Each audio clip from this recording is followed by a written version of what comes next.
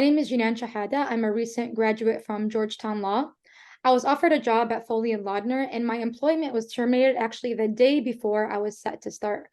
I was recently called into a meeting with the head partners at Foley and Lardner, in which I was literally interrogated on my social media posts related to Palestine, on my involvement with SJP, and just other aspects of my identity and background in general. I was even asked whether I condemn Hamas in the October 7th attacks, and they framed my advocacy for Palestine as supporting terrorism.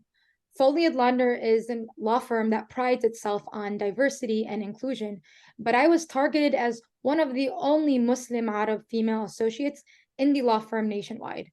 And there are other attorneys at the law firm who advocated for Israeli violence and expressed support for Israel, and they were not targeted or fired or even called into a meeting to be interrogated about their comments. So obviously, this standard was not applied holistically among attorneys. Sorry, when I walked into the meeting, they literally pulled out a packet about 15 to 20 pages that had screenshots of my social media posts, screenshots of my involvement, my quotes, my background, literally everything that involves me and my background and my advocacy for Palestine. They then asked me a series of hostile questions about my support of Palestinian rights.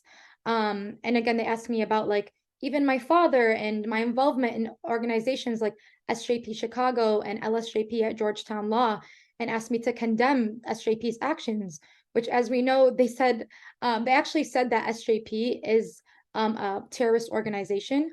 But SJP is a student organization with branches all over the country and has a long history of civil and nonviolent discourse. But they were almost pinning me, my involvement in SJP, to supporting terrorism. What's important to understand is that this incident is not exclusive to me, but is part of a broader pattern of attacks on people who express support for Palestinian rights or share views that are critical of Israelis' human rights violations. From the murder of Wadi al-Fayumi to the shooting of 3 Palestinian students in Vermont to the attacks on employees and associates, it's clear that the US's foreign policy has created a very dangerous atmosphere for Palestinians and those who advocate for Palestinian rights. Zionists have literally, they quoted that Zionists have launched this war on associates. So punishing people over their speech or advocacy in support of Palestinian rights and attempting to purge them from the law firms, from academia, from Hollywood and media, that's clear McCarthyism. So to be honest, I personally relied on this job financially, and it's a huge blow to my career as an upcoming associate. But I mean it when I say I have no regrets, and I will never regret being outspoken for Palestine. Just this morning, Israel resumed its attacks on Gaza, killing 60 more Palestinians. How can I be silent when my silence, our collective silence, means life or death for the people in Gaza? This is a small sacrifice compared to what the people in Gaza have endured. But I really want to point out that all their efforts to silence us, to dox us, to fire us, have been in vain, because they cannot silence the millions that have been brave enough to speak out for the liberation of Palestine. As lawyers, we are taught that our principal goal is justice and to be advocates for oppressed people everywhere. So therefore, I refuse to be silenced or allow Foley to bully me into silence. So when it comes to where I go from here, I want to push back and make sure that every law firm thinks twice before doing this to another upcoming associate, which is why today I'm speaking out and pursuing legal action to set a precedent that we cannot be picked out one by one, that we deserve our rights as well.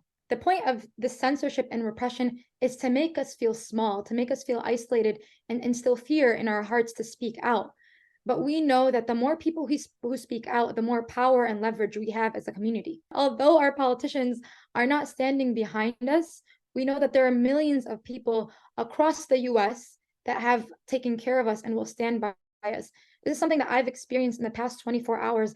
The outpour of support and love, truly all the devastation, all the fear and anxiety that I felt has been met with an overwhelming majority of support and love. So when it comes to what students should do, I would say that know that we have an army of people at our backs. This suppression and censorship is meant to make us feel small, isolated, and defeated. But again, they may be able to silence us if we are 1 or 2 or 3 people, but they cannot silence the thousands and thousands of people who dare to speak in favor for Palestinian rights. So we are not a minority. The support for Palestine has become mainstream, make no mistake, among our people in our generation. So speaking out is not only it is a risk, but it's a risk I'm willing to take for the people of Gaza. I think it's important to understand the time that we are in, and we are seeing one of the worst sieges on Gaza we have seen in history. And make no mistake, there will be another siege on Gaza. And this violence and against the people of Gaza and Palestine as a whole will continue until as long as the occupation continues. So when you ask me what's the point of speaking out, we are truly at a time where we can no longer remain passive about our condition. We need to be more bold, more courageous, more brave, because, like I said, it is life or death for the people in Gaza. And I know many of us are afraid, we are exhausted. Many of us cannot afford to lose our jobs. But again, this does not mean that you have to lose your job. The more of us who speak out, truly, the more power we have. And there is a way to be strategic in the way you speak out for the people of Palestine.